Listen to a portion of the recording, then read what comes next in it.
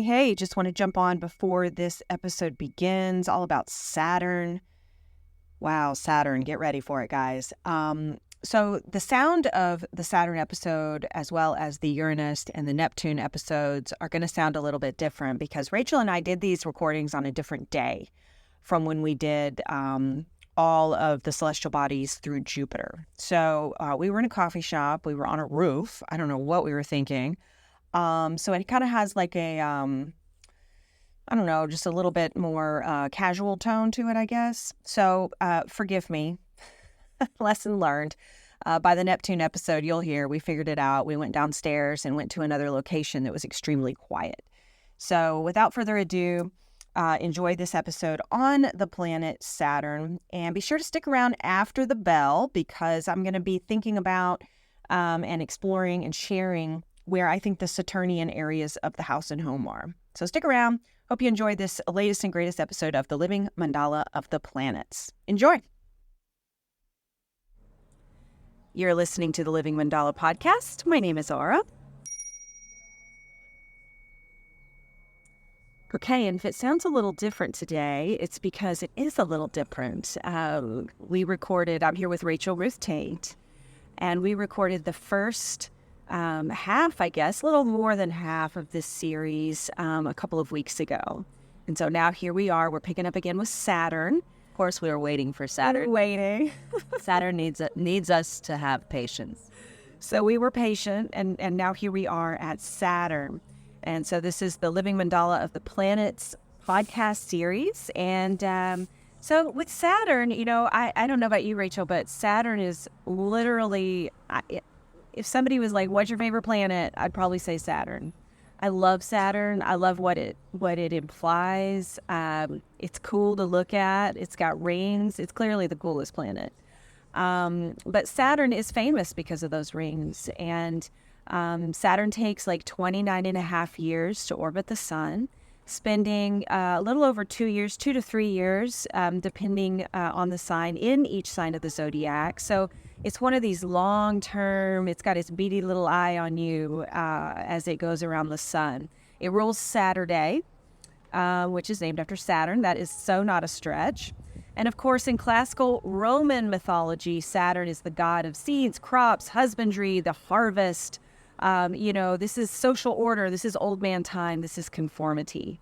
And so Saturn is who we're talking about today. Saturn is also one of my favorite planets.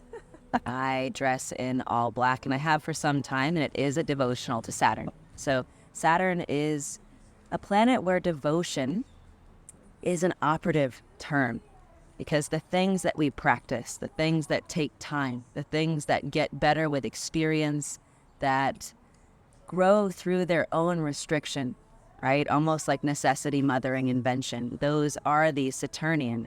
Those are the lasting, right? The difficult construction of large structures that humans have left over time. Those are very Saturnian things. And specifically, right, Saturn rules Capricorn and Aquarius, and those buildings are very Capricornian. Saturn is responsible for the container that society holds itself inside and building the structures to contain us and to keep us safe from the dangers which are outside of ourselves. I think that that's often demonstrated by the icy rings that Saturn so clearly has in the sky. Saturn has not always had these rings. No, these rings are pieces of itself which have come off of the face of Saturn and then encircled. And I think that is very similar. It's almost a metaphor for the construction of humankind on Earth. Saturn has another sign, and that is Aquarius. Saturn is the only planet that has both of its signs adjacent, back to back, right? Capricorn season, Capricorn's the 10th sign, Aquarius is the 11th sign. And that, I think, underscores the lengthy nature of Saturn, the long winter that we have to wait through, the arresting of growth, right? Saturn's also associated with death, with dying, with also convalescence. So the healing process taking time, right? And being something that the body has to bring out of itself. It has to bring to bear itself. So we might think of healing as this Jupiterian Venusian thing, but it's really not. It is a Saturnian thing, which Capricorn actually rules the hair, the skin, the nails, teeth, bones, and Aquarius rules the lower legs and also the circulatory system. Foundation. For healing, we heal bone breaks with what? Blood. And so, to me, Saturn is really demonstrative of how all of life is an experiential process, and through that experience, we are wounded, hurt, and made to heal, literally designed to heal. And all of that is very Saturnian. I love Saturn too, the way it reveals itself in our lives. I look for like long-term patterns in myself, and I see it in others. And this podcast is very Saturnian for me. It's got a rhythm, it's got a longevity, it's got a foresight to it, and it's like the slow march in time all at the same time. I think about your daily astrological astrology roadshow that you do. That's very Saturnian as well. It's just a regular, rhythmic drumbeat, and I appreciate you acknowledging this devotion to Saturn, because Saturn is, it gets a bad rap as the greater malefic. But, is it so malefic when it is about eventual mastery and eventual healing and eventual, quite frankly, death and the promise of rebirth, right? We'll get to that. Saturn is a social planet, and it's the furthest one that's from the visible eye. It's the last visible planet, right? And it's been tracked for eons as this slow-moving, beady little planet that's got his eye on you, is how I think about it as well. And Saturn is really, its orbital period, that 29.5, 30-year period, is one of the last periods that we are able to track, right? After Saturn is Uranus, and its orbital period is 84 years. Right. Happens once in a lifetime. So Saturn's cycle is the one that we can learn from, because we see 1, 2, if we are very lucky, we 3. See 3. Saturn returns. And those establish the stages of life, the stages of growth, and also the eventual approaching of death. I think it's very symbolic, though. It's the last visible planet in the sky, and it's the last one whose orbital period we get to see repeated. Right. Yeah, that's part of my obsession with Saturn. It's like you can really see the meat on the bones, so to speak, of one's life in these various areas. And where Saturn is in a chart is always very interesting, because it can indicate, challenge. But also, the optimist in me is like, and it points to eventual mastery in that area. Because that challenge is historical. And so it's something that we deal with not once, right? That's Mars. That's when you get hit by the car, right? Hit and run. Saturn is the process of going through that rehabilitation and that therapy and climbing out and building back, right? I love the idea as well that Capricorn is that physical embodiment of Saturn, and Aquarius is the non-physical. Yeah. It's the planning process. It's the focus. It's the agreements. It's the covenants we make to be responsible for each other and to commit to our relationships legally, specifically, the laws that bind us, right? They are made by man. We make our own laws, and yet we bind ourselves with them for the greater good. Anarchy is not, theoretically it'd be amazing, but we're not in the Garden of Eden, and Saturn lets us know that. We quite literally bind ourselves with its time in order to structure our lives and to be able to make appointments like this one and meet each other at a specific place at a specific time. Right. It's all Saturn. All Saturn. Saturn, of course, rules Saturday. It's associated with the root chakra in the body. There's a Chakras of the House episode way earlier in this podcast with myself and Dr. Barnard. And we actually began that podcast series with the root chakra Saturday and these themes of Aquarius and Capricorn. And, Saturn, when you think about it, it's got that long-term rooting nature to it.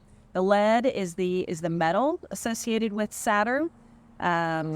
that made sense in context of what you just said about, the container that holds us, the lead, of course, want to get lead poisoning, I guess, here, but I actually love that Saturn is lead, because lead is what first led, not to play on words, is the metal that led to our ability to do things like indoor plumbing, right? And to create vessels. It's the most malleable. And yet we learned later, over human history, it took a long time for us to learn there were consequences to the use of lead. True. Specifically our exposure to it over time, which could not be more Saturnian. Right. So I think I failed to mention we're also at a coffee shop recording these last few episodes. So we're actually in Waco. So there might be noises. You might hear music. I just want to also, in the Saturnian spirit, just offer up that the point of this podcast series for me is, airing out ideas with thinkers that I respect in various fields. And so, Rachel, thank you for your patience as we plunge through this. We both love Saturn, so what else? Yeah. Okay, moving on to the runes. I've got two chosen here, not these, and it's about necessity and constraint is what that rune is about. And then Iwaz is another one, and it's all about endurance and transformation. So those two runes speak the loudest in terms of Saturn in my working with the runes. The tarot card is the World card. I didn't come up with that association. The tarot and the planets is a well-established relationship. So the World card, which makes a lot of sense in some ways, just thinking of the totality spirit of the world, but also the Saturnian vibration, if you will. The social structure of the world. The social structure of Exactly. Okay, so now let's move on to the yoga. So my pick for a Saturnian pose here is Garudasana, eagle pose. Now, I know some of you are saying, the eagle is such a Jupiterian symbol. You're correct. The eagle is associated with Jupiter. However, that is simply the English translation of the Sanskrit word for this pose. But Garudasana is a deep bind in which both the arms and the legs are double bound. It requires balance. It requires practice, poise, centeredness, and it also is, to me, the most profound yogic experience of the body being bound by itself. And so this is why I chose it for the Saturn pose, also because Capricorn, hair, skin, nails, bones, and Aquarius, the lower legs. Well, eagle pose, you are balancing on one foot with the lower legs bound. Right. There we go. There you go. That's an excellent pick. And then, the orbit of Saturn, this is the last one where I have found, anyway, images of what those look like. But this particular orbit appears very expansive because, of course, it does. It takes so long for it to go around the sun. But it's got these little tight loops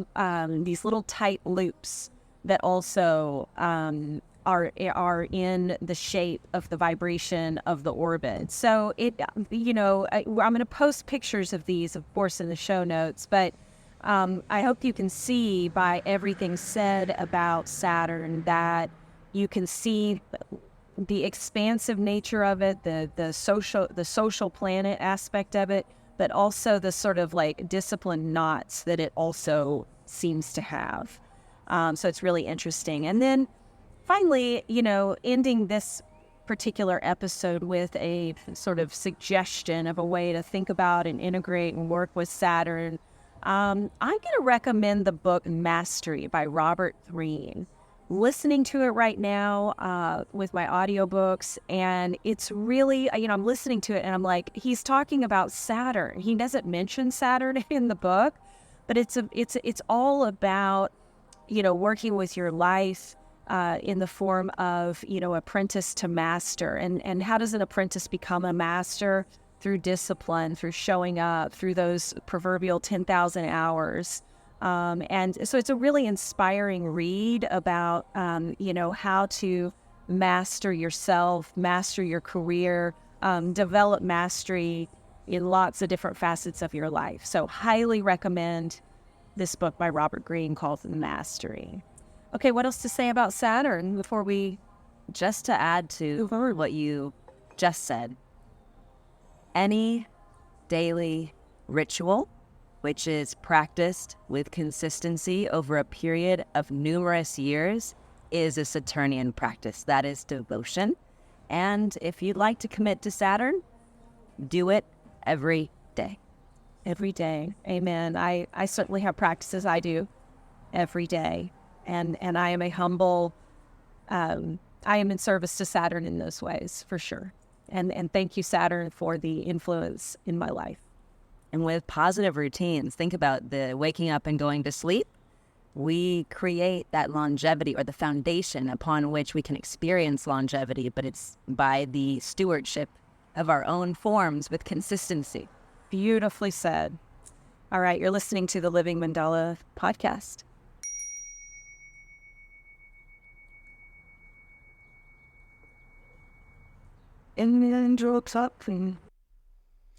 Okay, and I'm back. I hope you enjoyed this episode all about Saturn with the Living Mandala of the Planets featuring Rachel Ruth Tate. Wanted to take just a minute here at the end of the episode to share where I think Saturn shows up in the house and home. In my opinion, it shows up in all areas of discipline. Okay, so what is your cleaning schedule like? I know that here at our house, we have a very Saturnian cleaning schedule. It's very thorough. It's very rigorous. It's very often. But it also could show up in terms of your exercise schedule.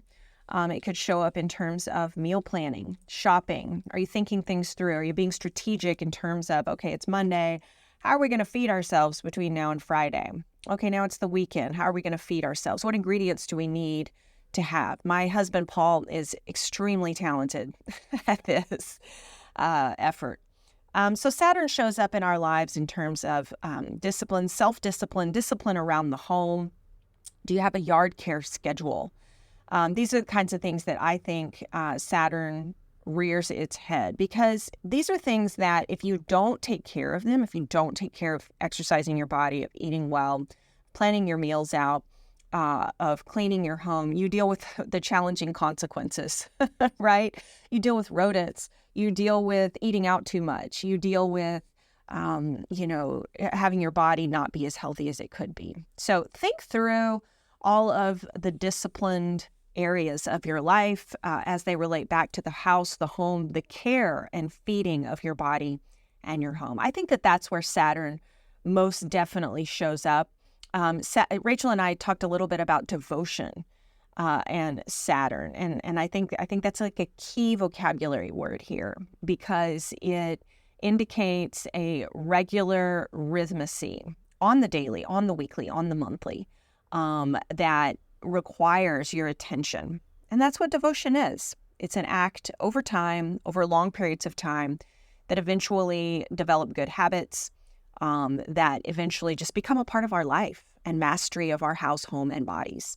So I hope you've enjoyed this latest and greatest episode. Back in 2 weeks' time with Uranus. Thanks for listening to the Living Mandala podcast.